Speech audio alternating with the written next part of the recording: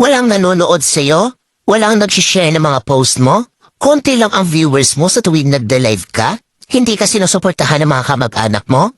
Kaibigan mo? Kakilala mo? Kapitbahay mo? Pinagtatawanan ka dahil sa pag-reels mo? Pinagtatawanan ka dahil sa paggawa mo ng mga content? Ito ang tatandaan mo. Huwag kang huminto. Huwag kang susuko. Huwag kang papaapekto sa sasabihin ng ibang tao tungkol sa'yo.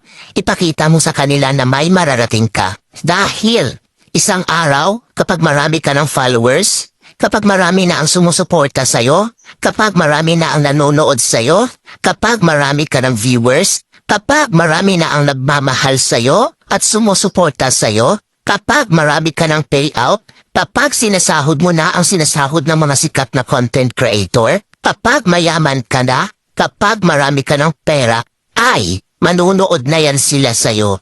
Sila na ang kusang lalap